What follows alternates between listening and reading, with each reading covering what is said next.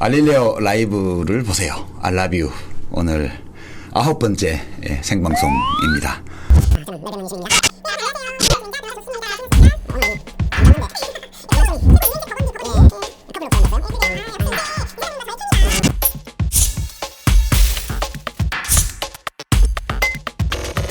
오늘 저희가 다뤄볼 주제가 이제 청와대 민정수석실의 김기현 하명 수사 의혹입니다. 소위 하명 수사 의혹. 네, 그렇죠. 소위 하명 수사 의혹인데요. 전체 줄거리를 한번 말씀을 드릴게요. 그러니까 2018년 6.13 지방선거 때 당시 울산시장이 김기현 시장이었는데 김기현 시장과 민주당 측 후보로 나올 예정이었던 송철호 변호사, 현재 울산시장이죠. 송 시장이 맞붙었는데 이 송철호 후보를 돕기 위해서 청와대가 그 소위 하명 수사 김기현에 대해서 건설업자가 뭐 어떻게 청탁했다, 뭐 이렇게 상납했다라는 의혹이 있지 않느냐라는 수사를 하라라고 하명을 지시를 했고 황운하 당시 울산경찰청장이 이걸 받아서 수행했다라는 의혹이 있다라는 거죠. 그건데 울산청장으로 재직하실 당시에 이 사건과 관련해서 우선 간략하게 좀 정리를 해 주신 다음에 이야기를 이어가죠. 제가 2017년 8월 초경에 울산경찰청장으로 부임을 했습니다. 가서 얼마 안 있다가 현재 진행 중인 토착비리 사건이 뭐가 있느냐라고 보고를 받으니까 북구청 공무원들이 인허가 관련해서 비리를 저질렀다라는 고발이 있어서 계속 수사를 해왔다는 겁니다.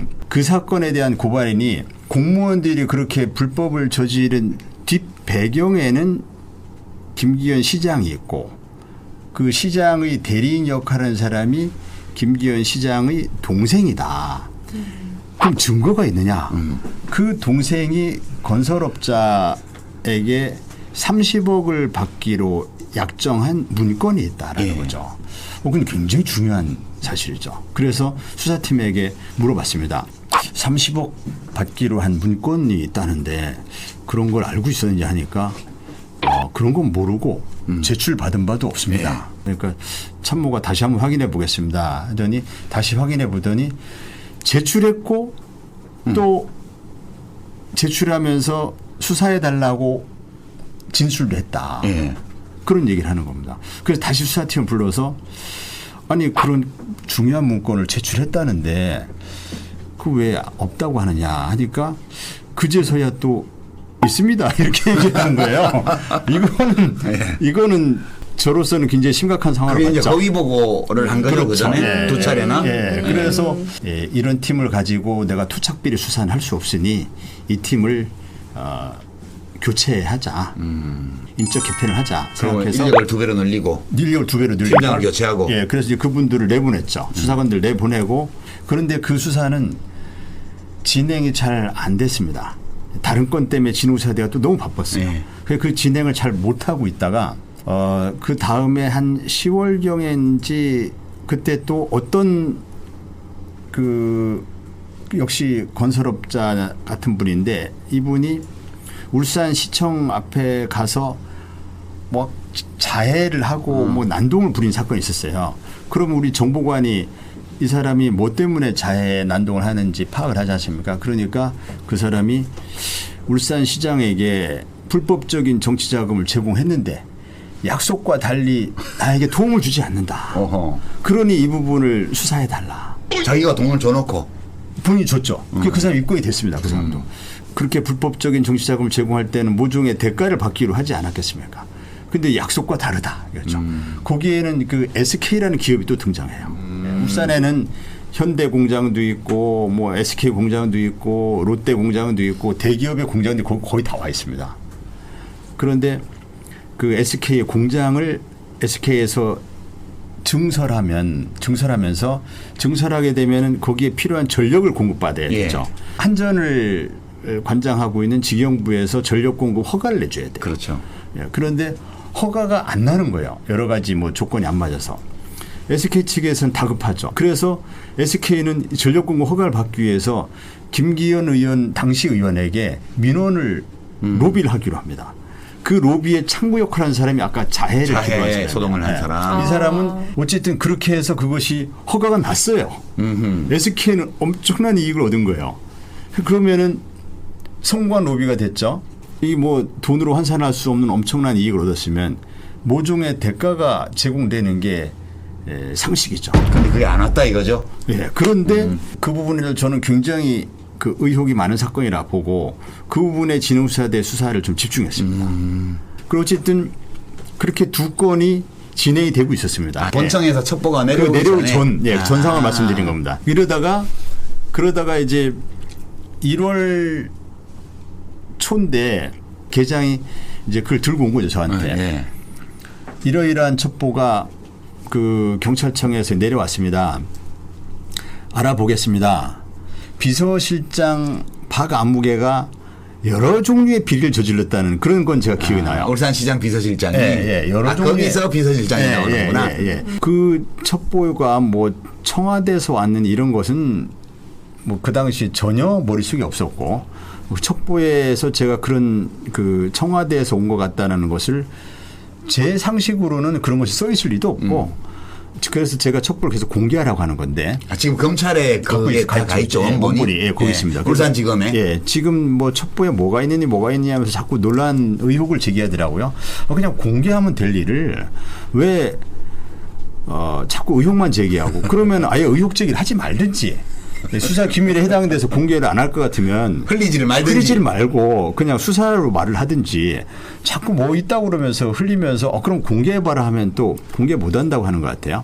아무튼 그 첩보에 뭐가 있는지 저는 지금 기억하고 있는 것은 그 박 모 비서실장 건만 기억합니다. 왜냐하면 그 첩보 내용 가지고 수사가 된 건 그 하나거든요. 뭐가 있었든 말든. 확실히 얘기할 수 있는 건 그 첩보 때문에 수사가 된 것은 비서실장 건 하나다. 나머지는 그 전에 이미 그 건축업자가 고발한 건 하나 있고 그 다음에 누가 자해해가지고 그 정장법 위반 수사가 시작됐고 해서 첩보로 인해서 수사가 착수된 것은 비서실장 건 하나였습니다. 자꾸 이제 그 검찰과 언론에서 울산시장 수사 이런 얘기 표현을 쓰더라고요. 울산시장이 수사했나요? 울산시장은 경찰이 수사한 적이 없습니다. 없습니다. 이 점을 좀 명확히 해야 될 것 같고 수사는 할 수 있었느냐? 할 수 있었습니다. 문제의 건축업자가 처음에는 공무원들만 고발했었어요. 그러다가 해가 바뀌어서 2018년 1월 4일 5일인가 그때쯤에 다시 고발장을 추가로 냈는데 이때는 피고발인의 김기현도 있었습니다. 김기현 시장 본인도. 그래서 그 얼마든지 피의자를 입건해서 소환 조사를 할 수도 있었죠. 만약에 경찰이 정말 김기현 시장의 선거에 나쁜 영향을 주고자 마음을 먹었다면 김기현 시장을 얼마든지 피의자로 불러서 망신주기 수사를 얼마든지 할 수 있었습니다. 그런데 무리하면서까지 우리가 이거 그 오해 받을 일 하지 말자 해서 피의자가 아닌 참고인 신분으로 전환해 놓고 그리고 참고인 신분으로 전환했으면 물론 소환 조사도 안 했습니다. 오라고 한 번도 연락도 안 했어요. 저는 배은망덕하다고 생각합니다. 그래서 오해받지 않으려고 그렇게 그 절제된 방법으로 수사했거든요. 수사는 절제된 방법으로 해야 됩니다. 막무가내로 망나니에 칼춤 추듯이 하면 안 됩니다. 누구 들으라고 하시는 말씀 같아? 그래서 그런 사정을 소상히 본인이 아는지 모르는지 모르겠는데 안다면 오히려 고마워해야 될 입장이거든요. 자, 이제 대충 파악이 됐어요. 이제 그 당시 상황을 얘기를 들으니까. 근데 이제 언론 보도에 이 건 관련해 가지고 뭐 서울에서 내려온 누구를 뭐 법당에서 만났다, 장어집에서 만났다, 뭐 어쨌다 온갖 보도들이 많은데 이런 보도들은 이 건에 관해서 진짜 잘못되었다라고 말씀하시고 싶은 것들이 좀 있으시죠? 그 이제 대표적인 게 뭐 장어집에서 뭐 그 송철호 시장과 이렇게 뭐 만났다. 이게 이제 대표적인 것인데 그런 사실이 전혀 없거든요. 서울에서 온 청와대에서 온 누구하고 만났다. 그런 사실이 전혀 없고 이 얘기는 제가 이제 울산에 있을 때부터 그쪽 자유한국당 측 인사들이 계속 그런 말을 만들어냈었어요. 예, 오래전부터. 걸러진 얘기입니다. 걸러서 다 이건 틀린 얘기다. 확인이 된 얘기인데 또 이렇게. 제가 한 가지만 관련된 걸 좀 여쭤보고 싶은데 지금 언론에는 경찰청에서 청와대에 아마 국정상황실로 보고가 갔겠죠. 뭐 그 계속 뭐 9차례 보고를 했다 10차례 보고했다 나오는데요. 그 본청에서 청와대에 뭐 9차례든 10차례든 보고하는 거 이게 뭐 좀 이상한 거예요? 그것도 참 그게 무슨 문제라고 자꾸 그걸 뭐 하명 수사의 그 근거로 삼는지 모르겠는데 검찰과 자유한국당과 언론이 각각의 이유를 가지고 그리 몰아가고 있어요. 그러니까 통상적이고 정상적인 일상적인 업무를 다 그렇게 거기에 꽤 맞춰보려고 뭐 안달이 난 모양들입니다. 경찰청이 청와대에 무슨 보고를 했는지 저는 모르죠. 모르지. 예. 그 예를 들어서 이제 지금 말씀하신 것처럼 그 선거 개입 수사로 이렇게 몰아가려면 그러면은 법으로 규정을 해줘야 됩니다. 언제부터는 수사하지 말아라 하고. 예. 그렇지 않으면은 언제부터 하는 것은 선거에 영향을 주는 수사입니까? 그렇게 그런 논리를 구성하면 지금 검찰이 진행하고 수사는 총선이 5달밖에 안 남은 시점에서 엄청난 선거 개입을 하는 겁니다. 그렇지. 너무 와닿는데요. 와닿는다. 네. 아니 생각해 보세요. 그래서 저는 검찰이 지금 그 수사의 그 방식이 수사 만능주의에 좀 빠져 있는 것 같아서 그건 대단히 위험하다. 수사는 필요 최소 한도로 이루어져야 되고 절제된 방식으로 이루어져야 되는데 지금 수사가 기우제, 인디언 기우제식 수사. 인디언 기우제? 예. 예. 인디언 기우제식 수사를 한다고 하잖아요. 인디언이 기우제를 하면 반드시 비가 와요. 예. 그죠? 그 얘기죠. 예. 왜? 그러니까 비가 올 때까지 제가 지내니까 비가 올 때까지 기우제는 반드시 성공하거든요. 예. 지금 인디언 기우제식 수사라는 것이 뭐가 나올 때까지 수사를 하는 거예요. 예. 그래서 이 형사사법제도의 대원칙이 가급적 비형사적인 수단으로 사회 문제를 해결하려고 해야 한다. 형사적인 접근은 최소화해야 한다. 예.